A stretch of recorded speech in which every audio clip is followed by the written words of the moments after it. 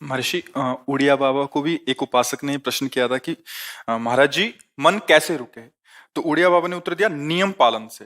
यदि हम नियम पर दृढ़ रहें तो मन हमारा क्या कर सकता है? नियम तो परमात्मा देखता है। हम लोग नियम पर दृढ़ नहीं रहते, इसी से हमारे देश की दुर्दशा है। संध्या वंदन तक का नियम जाता रहा है। भजन करने के लिए नियम की बड़ी आवश्यकता। हाँ, बड़े नियम की आवश्यकता है। तो जैसे प्रातः काल से सायंकाल तक की हर व्यक्ति की अपनी एक दिनचर्या होनी चाहिए। ऐसा नहीं कि आज हम 4 बजे उठे, कल 7 बजे उठे, पर फिर मन को आप कंट्रोल नहीं कर पाएंगे। मन के लिए एक दिनचर्या होनी चाहिए कि हमको 10 बजे सोना है, 4 बजे उठ जाना है। तो फिर 4 से 4:15 नहीं होना चाहिए, 4 बजे उठ जाना, ऐसा नियम बना ले। और उठ करके हमको थोड़ी देर नाम जप करना है, थोड़ी देर हमें वाणी जी का गायन करना है, थोड़ी देर हमें ध्यान, एक अपनी दिनचर्या। फिर हम अपने संसार के कार्य के नियम, जो संसार के कार्य हैं, उनको भी करते हुए भगवान को समर्पित करें। जैसे जो पद में है, जो आपको राष्ट्र सेवा मिली है, जो आपको समाज सेवा के पद मिले हैं, या आपको जो घर की सेवा के कार्य मिले हैं, उनमें बहुत धर्म पूर्वक आचरण होना चाहिए। अगर आप अधर्म आचरण करते हैं, अपने पद का दुरुपयोग करते हैं, तो आप सुबह जग करके थोड़ा माला चला लीजिए, फिर भी आपका कल्याण नहीं होगा, क्योंकि आप अपने पद का, अपने सेवा का दुरुपयोग कर रहे हैं। जैसे हम जानते हैं कि अधर्म आचरण है, ये अधर्मी है, हमें पता है दोषी है, और वो हमको कुछ धन दे देता है, और हम उसको मुक्त करवाने की बात सोचते हैं, और जो निर्दोष है उसको फंसा देते हैं।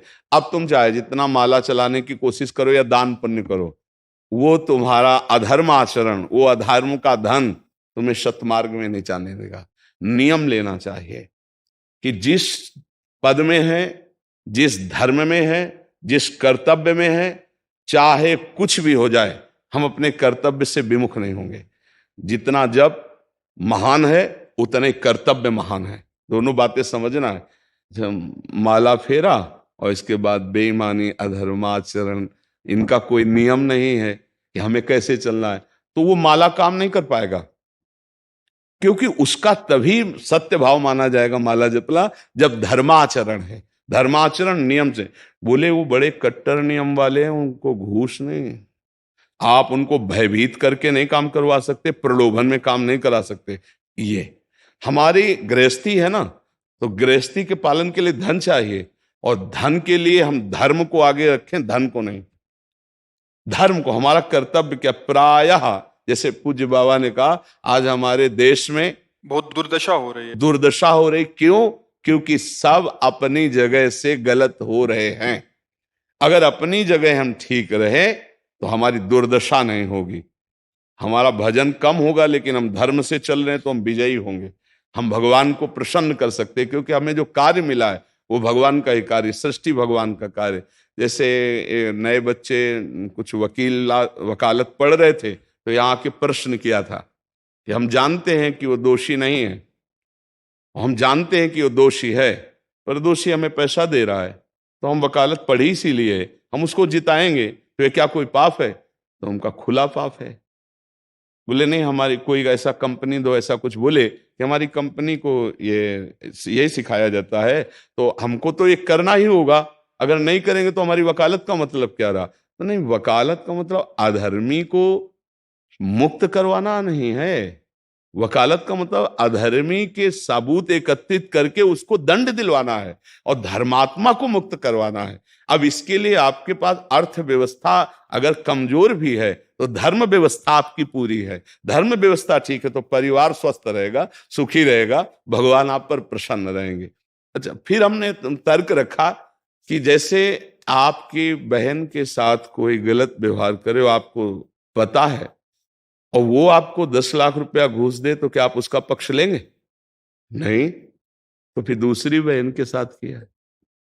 अब यहां विचार करना है ना, अपने भाई का अगर कत्ल किए हो, मुझे पता हो कि ये दोषी है, तो क्या हम पैसे से उसको मुक्त करने देंगे? लगेगा कि जान की बाजी लगा देंगे, और तुम्हें हम, ऐसे ही एक गरीब आदमी की किसी ने हत्या की है, तो आपका पक्ष बनता है। पर यह ज्ञान कहां मिलेगा? बिना अध्यात्म के ज्ञान तो मिलेगा नहीं। ज्ञान तो इस बात का मिला कि कैसे पैसा कमाया जाए। अच्छा, वो पैसा यदि अधर्म से आया है तो आपकी दुर्दशा कर देगा, आपकी बुद्धि भ्रष्ट कर देगा। तो जो बाबा कह रहे हैं कि आज हमारे समाज की बड़ी दुर्दशा हो रही, उसका कारण यही है कि हमें अध्यात्म का ज्ञान नहीं, हमें धर्म का ज्ञान नहीं, और बड़ी बड़ी गलतियां हो जाती है। बिल्कुल पता है आदमी निर्दोष है और हम धन के प्रभाव से उसको दंड दे देते हैं। वो दंडा भगवान जब आपको पलट कर देंगे तो आप सह नहीं पाओगे, उसका परिणाम बहुत बुरा होता है। तो इसलिए समाज को चाहिए अपने अपने कर्तव्य का पालन करते हुए एक नियमावली बना ले। जैसे कुछ दुकानों का नियम होता है कि वहां फिक्स रेट होता है, नहीं होता? वहां ये नहीं चलेगा कि कसम से कहते हैं कि तुम्हें हम अपना जान करके कि 100 रुपया मीटर ये मिला है, हम बिल्कुल मुनाफा नहीं ले रहे। नहीं, झूठ क्यों बोल रहे हो? दुकान खोले हो मुनाफा के लिए, झूठ क्यों बोल रहे हो? नहीं लेंगे मुनाफा, हम जितने का लाए हैं उससे मुनाफा लेंगे, पर 120 रुपया मीटर देंगे, कपड़ा बढ़िया है, नाप फिट है, इससे नीचे नहीं उतरेंगे, हमें सफाई देने की जरूरत नहीं है कि हम कसम खाते हैं या ऐसा। हम जानते हो ये बिजली है, दुकान है, नौकर लगे हैं, तो इसका मुनाफा लेने के लिए दुकान खोलें, कोई दान करने के लिए तो नहीं। तो सबको पता है मुनाफा लेगा, लेकिन एक फिक्स दाम, उसे 10-20 रुपया का मुनाफा लेकर के हम उसको बेच रहे हैं। लेकिन झूठ क्यों बोले? बोले झूठ के बिना धंधा नहीं चलता। नहीं, ऐसा नहीं है। अब असत्य बोलोगे तो उससे जो आपको मुनाफा मिलेगा वो आपकी बुद्धि भ्रष्ट करेगा, और सत्य है कि मुनाफा के लिए है वही चीज, और आप एक फिक्स रेट में दे रहे, बढ़िया है। अब अगर आप कोई मिलावट करके भोजन सामग्री दे रहे, आपको पता है, तो जो खाने वाले के हृदय में बैठे हुए भगवान है वो तुम्हारे जीवन में मिलावट कर देंगे, तुम्हारा जीवन महान दुखमय हो जाएगा। ये कहां समझा जाता है? एक आदमी सिंथेटिक दूध बना रहा है, उससे कहो ये अपने बच्चे को पिला, नहीं पिलाएगा। फिर ये दूसरे का बच्चा जब पिएगा तो उसकी हालत क्या होगी? दूसरे शरीर में जाएगा तो हालत क्या होगी? वो केवल धन की बुद्धि रख रहा है। एक आदमी घी में केमिकल मिला रहा है, एक ऐसे अभक्ष पदार्थ मिला है, वो स्वयं नहीं खाएगा, लेकिन वो होटलों में भेजा जाएगा, हजारों लाखों लोग खाएंगे, बीमारी बढ़ेगी, उसको रुपया से मतलब है। ये चीज, ये दुर्दशा हर जगह धर्म का ज्ञान न होने के कारण फैल रही, नहीं फैल रही। एक मरीज बीमार है, असली दवाओं में पैसे ज्यादा है, नकली दवा लेकर के असली के दाम में बेच देना, उसको बिल्कुल फायदा ना होना। लेकिन परमात्मा देख रहा है, तुम जानते हो नकली दवा है, वो तो नहीं जानता बेचारा, ज्यादा पढ़े लिखे नहीं, किसान आदमी गांव का आया है, तुमने दे दिया और उसने पैसा दिया असली के। अब वो पैसा तुम्हारी बुद्धि भ्रष्ट करेगा, तुम्हारे परिवार में कलह पैदा करेगा और तुम्हारा पतन कर देगा। ऐसे हर डिपार्टमेंट में, हर विषय में यदि हम अपने धर्म से चले, अपने सत्य से चले और थोड़ा भी भजन होगा, वो आपको उत्तम गति प्रदान करेगा। पर ऐसा कहां समझ में आ रहा? अध्यात्म के बिना भला ऐसा समझ में आएगा? तो इसीलिए कह रहे हैं हमारे देश की दुर्दशा हो रही। पूर्वजों में पहले ये था कि हमारा धर्म नहीं जाना चाहिए चाहे प्राण चले जाएं, हमारा चरित्र नहीं जाना चाहिए चाहे सर्वस्व नष्ट हो जाए। आज इसकी कोई परवाह नहीं, तो उसी से बुद्धि भ्रष्ट हो जाती है, जीवन एक पशुवत आचरण वाला हो जाता है, और वो अपने को बड़ा सुखी समझने लगते हैं कि हमारे पास बड़ा वैभव है। लेकिन प्यारे, उस दिन को याद करो जिस दिन तुम्हारा आखिरी समय होगा, ना तुम्हारा फार्म हाउस जाएगा, ना महल तुम्हारा जाएगा, ना बैंक बैलेंस जाएगा, ना कोई व्यक्ति, और ना ये शरीर। अब तुम्हारे कर्म तुमको भोगवाएंगे। उस समय की कौन याद करता है? अगर उस समय की याद हो तो भय लग जाए कि नहीं नहीं, पाप नहीं करूंगा, क्योंकि जाना है यहां से। अच्छा, कब जाना कुछ पता नहीं, किसी भी समय ट्रांसफर हो सकता है इस शरीर से। तो हमें लगता है कि महापुरुषों के जो वचन है कि हमें एक नियम से जीवन जीना चाहिए, धर्म पूर्वक जीवन जीना चाहिए, अपने कर्तव्य का पालन करना चाहिए। जो हमारे लिए कर्तव्य, आज प्रायः धन प्रधान बुद्धि होने के कारण कर्तव्य स्वाहा हो रहा है। एक विद्यालय में विद्यार्थी के लिए जो गुरु पद में बैठा, उसका क्या कर्तव्य है? वो अपने कर्तव्य को भूला हुआ है। भला छोटे छोटे विद्यार्थियों को, जिनकी नींव पूरे राष्ट्र सेवा में, समाज सेवा में ये बन सकते हैं, अगर उनको हम सही शिक्षा नहीं दी तो उनका पूरा जीवन बर्बाद हो जाएगा। अगर उनको हम गलत सपोर्ट कर दिए तो उनका पूरा जीवन बर्बाद, क्योंकि नया जीवन है। और जगह जगह अपने अपने कर्तव्यों का यदि पालन किया जाए तो पूरा समाज सुखी हो जाए। लेकिन कर्तव्यहीनता आ रही, कोई अपने कर्तव्य को नहीं समझ रहा है। तो यही बात महापुरुष जनों को दुख लगता है कि अगर सब अपने कर्तव्य का पालन करें, धर्म का पालन करें, भगवान का नाम जप करें तो सब सुखी हो जाए। सुख सब चाहते हैं और आचरण दुख वाले करते, इसीलिए सुख नहीं मिल रहा है, परिणाम में हमें दुख मिल रहा है। सच्ची मानना, वो रुपया पूरे परिवार में अशांति पैदा कर देगा। और धर्म पूर्वक 100 रुपया लाओगे और 4-5 परिवार के बैठ के नमक रोटी खाओगे, आनंद से सोओगे, बड़ा प्यार रहेगा, भगवान की कृपा रहेगी। पर ये बात समझ में नहीं आती है। तो ये वृत्ति अगर छोड़ी ना जाएगी तो कुछ भी कर लो, कहीं भी दान पुण्य कर लो, लाभ नहीं मिलेगा। अगर दान देने की बात कही गई है तो धर्म पूर्वक कमाए हुए धन से। अगर आप मेहनत से कमाए हो ना, 10 रुपया दे दोगे ना, तो 10 रुपये का वो आटा लाके अगर 2 रोटी खाएगा तो खूब वजन होगा। और आप 1 लाख रुपया बेईमानी कर रख दोगे ना, तो बैठे बैठे वो गंदा ही सोचेगा, भजन नहीं होगा। उसका गंदा सोचना और आपका गंदा करना, दोनों मिल करके, उसके कारण भी तो आप बने ना, तो आपका ही पतन हो जाएगा। उसको तो भगवान बचा लेंगे क्योंकि भगवान की शरण में है। तो मुझे लगता है अधर्म के धन से कभी किसी को लाभ नहीं मिलता।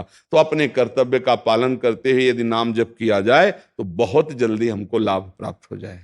बहुत सुंदर, मतलब ये चर्चा होती है, अगर आप लोग इसको धारण कर लें तो निहाल हो जाएंगे। सच्ची कह रहे, ये जो बातें हैं ये बहुत सुंदर जीवन को पुष्ट करने वाली हैं, पर आप धारण कर लें तो बात है। नहीं नहीं तो जैसे लाभ दिखाई दे रहा 50,000, तभी बातें भूल जाओगे, ये बातें अच्छी नहीं लगेंगी। हे यार, बहुत बढ़िया काम घर में आएगा, पर हमारी ये बात ध्यान रखना, वो 50,000 घर में अशांति पैदा कर देगा। सच्ची मानना, आप धर्म से चलना, धर्म से चलोगे तो भगवान तुम्हारी रक्षा में रहेंगे। अधर्माचरण, देखो कैसी कैसी घटनाएं होती हैं। बढ़िया कार है, फिल्मी गाना लगाए चल रहे हैं, और वो एक्सीडेंट हुआ, आग लग गई, बाहर निकल ही नहीं पाए, वो अंदर ही जल गए। क्या हुआ? ये करोड़ों रुपए की कार भूंज दिया तुमको अंदर ही बैठाल के, धू धू करके आग लग गई, अंदर जल। ऐसे जलना चाहते हो, या भगवान के आनंद में चिंतन करके शरीर छूटे हो, फिर दाह संस्कार हो ऐसे कि सब लोग भगवान के नाम का कीर्तन करते ही जा रहे, फिर आपका अंतिम संस्कार, वहां जीवित जल गए। क्या हो सकता है? एक एक पल तुम्हारे कर्म का हिसाब होगा, एक एक सेकंड का।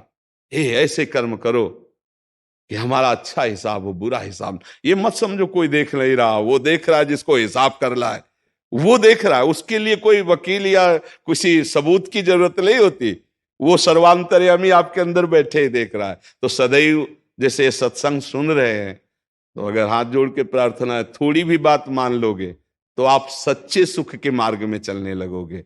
नहीं तो भाई, बहुत गंदी हवा चल रही है, माया की बहुत गंदगी ऐसी फैल रही, कलिकाल है ना, कि ये बातें किसी को पसंद नहीं आती। वो बात बताओ कि हम कितना रुपया कमा ले, कैसे कितने भोग भोग ले, और वो अध्यात्म में नहीं है। आपको सच धोखे में मत रहना, अध्यात्म में है। जितना आप धर्म से चलोगे उतना सुखी होगे, और लोक में है जितना धन मिल जाएगा उतना सुखी माना जाएगा। लेकिन वो सुख नहीं है, वो चंद मिनट के लिए हाइलोजन की तरह जलेगा, फ्यूज हो जाएगा। और धर्मात्मा दीपक की तरह जलेगा, पर बहुत काल तक चलता रहेगा। इन बातों का चिंतन कीजिए, खूब नाम जप कीजिए, और भगवान के भरोसे रहिए, गंदे आचरण मत कीजिए।